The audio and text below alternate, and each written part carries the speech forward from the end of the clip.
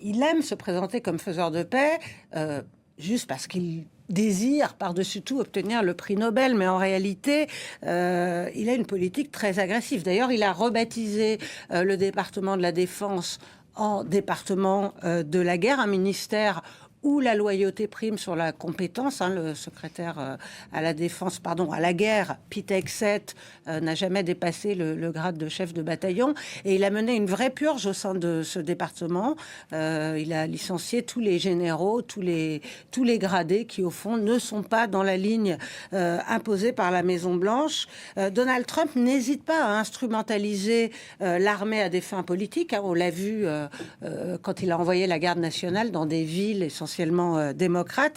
Et sur le plan idéologique, Donald Trump se réfère régulièrement au président William McKinley, un impérialiste du 19e siècle. C'est lui qui avait conquis Cuba, Porto Rico, les Philippines à coups d'action armée.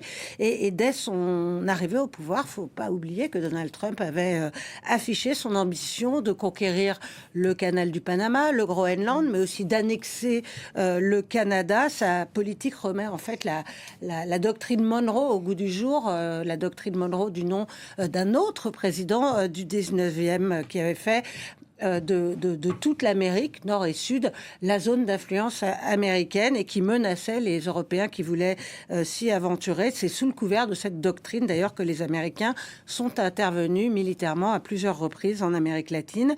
Depuis son retour à la Maison-Blanche, Trump s'impose comme un homme fort qui ne s'embarrasse pas du droit international. Ce qu'il présente comme une guerre sans merci contre la drogue est plutôt bien perçu par son électorat MAGA, mais dans ce camp MAGA, certaines figures éminentes avaient vivement protesté contre la guerre en Iran notamment, et c'est pas sûr qu'elle verrait d'un bon œil une intervention armée au Venezuela. Merci beaucoup Anne Corpet pour cet éclairage. On parle de Donald Trump, lui qui a l'habitude de voir les choses en grand. Vous avez sûrement entendu parler de cette salle de danse. Vous qui étiez correspondante à Washington, il fait des extensions à la Maison-Blanche, la plus grande extension en un siècle. Avec beaucoup de dorures. Il aime danser visiblement, Trump, et son déhanché quand même.